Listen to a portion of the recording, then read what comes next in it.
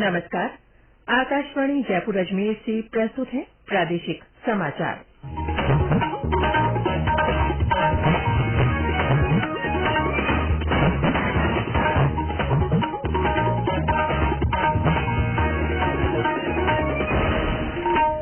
मुख्य समाचार।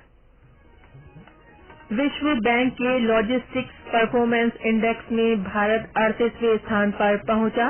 प्रधानमंत्री नरेंद्र मोदी ने इसे उत्साहजनक बताया। प्रदेश में कल से महंगाई राहत शिविर आयोजित किए जाएंगे। राज्य सरकार 1 लाख किसानों को 4 करोड़ मीटर तारबंदी के लिए अनुदान देगी। और द ग्रेट इंडियन ट्रेवल बाजार का 12वां संस्करण आज से जयपुर में 56 देशों के 200 से अधिक टूर ऑपरेटर्स भाग लेंगे।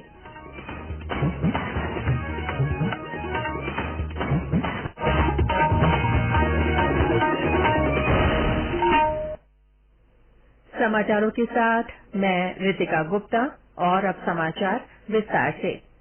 विश्व बैंक के लॉजिस्टिक्स परफॉर्मेंस इंडेक्स में भारत 38वें स्थान पर पहुंच गया है।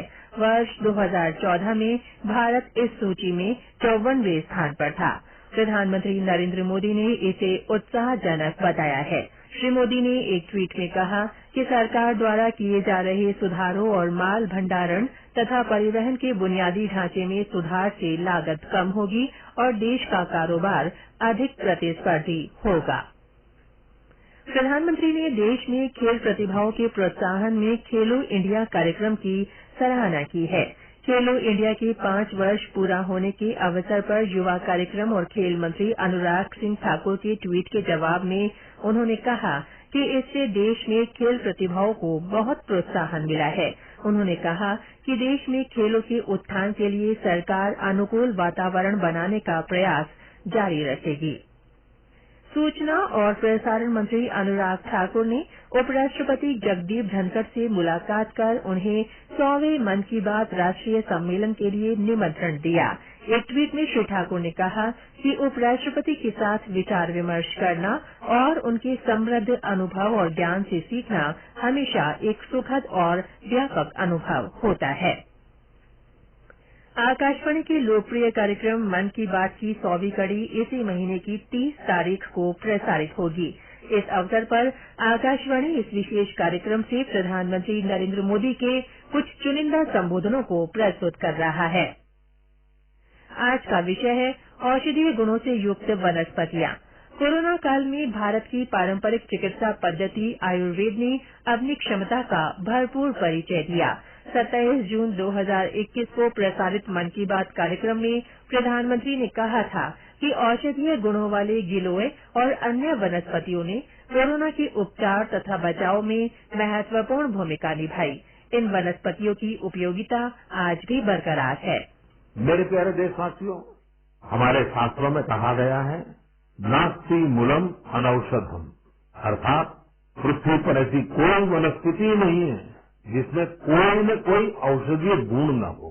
हमारे आसपास ऐसे कितने ही पेड़ पौधे होते हैं जिनमें अद्भुत गुण होते हैं, लेकिन कई बार हमें उनके बारे में पता ही नहीं होता। मुझे नैनीताल से एक साथी भाई परितोष ने इस विषय पर एक पत्र भेजा है। उन्होंने लिखा है कि उन्हें गिलोय और दूसरी कई वनस्पतियों के इतने चमत्कारी मेडिकल गुणों के बारे में कोरोना आने के बाद ही पता चला। परितोष ने मुझे आग्रह भी किया है कि मैं मन की बात के सभी श्रोताओं से कहूं कि आप अपने आसपास की वनस्पतियों के बारे में जानिए और दूसरों को भी बताइए। वास्तव में ये तो हमारी सदियों पुरानी विरासत है जिसे हमें ही संजोना। स्वास्थ्य और परिवार कल्याण मंत्रालय कल नई दिल्ली में मलेरिया उन्मूलन पर एशिया प्रशांत क्षेत्र के नेताओं का सम्मेलन आयोजित करेगा। ये सम्मेलन मलेरिया उन्मूलन की दिशा में चल रहे प्रयासों पर चर्चा करने के लिए एशिया प्रशांत क्षेत्र के नेताओं को एक मंच प्रदान करेगा। प्रदेश में कल से महंगाई राहत शिविर आयोजित किए जाएंगे। 30 जून तक आयोजित होने वाले इन शिविरों के माध्यम से आम जन को राज्य सरकार की जन कल्याणकारी योजनाओं से जोड़ा जाएगा। शिविरों में सरकार की 10 बड़ी योजनाओं का लाभ पात्र व्यक्तियों को मिल सकेगा।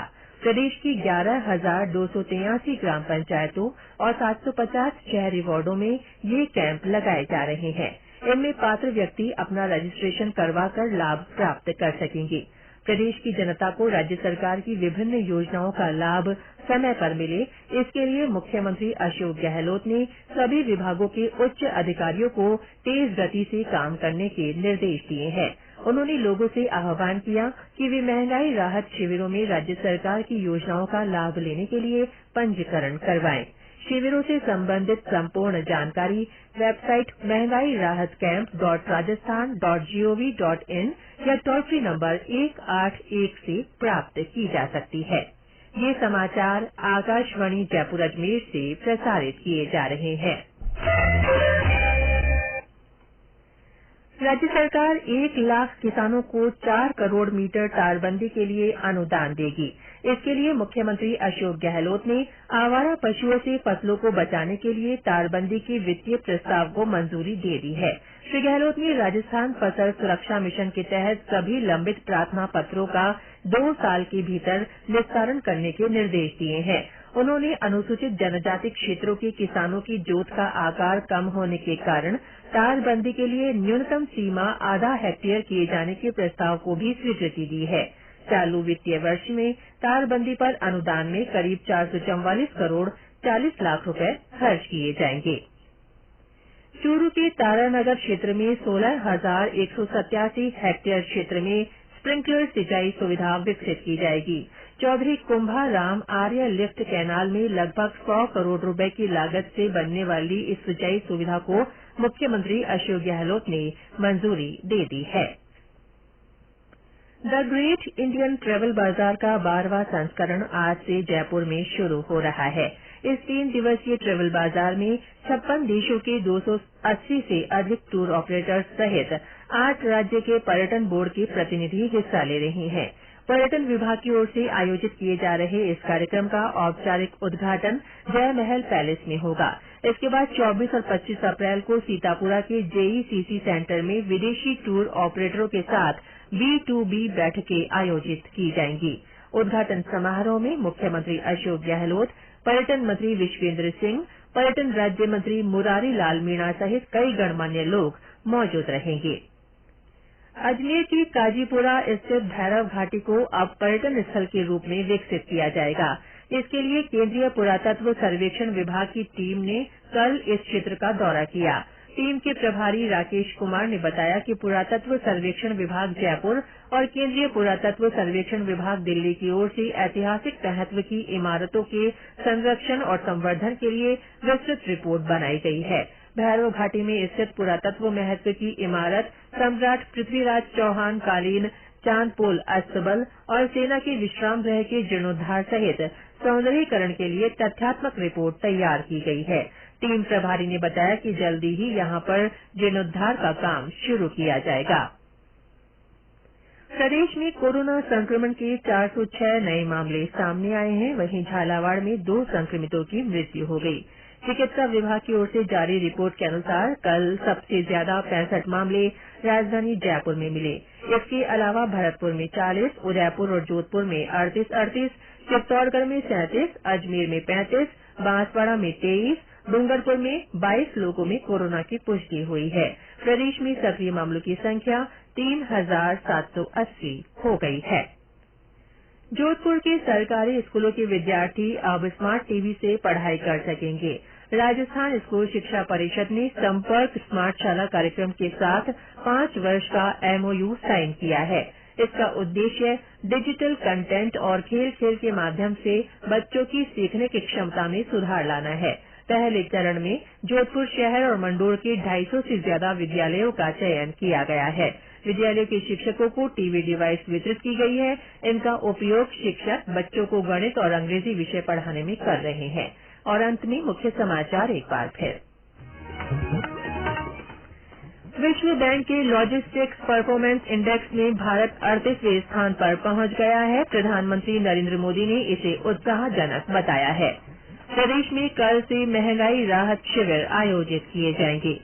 राज्य सरकार 1 लाख किसानों को 4 करोड़ मीटर तारबंदी के लिए अनुदान देगी।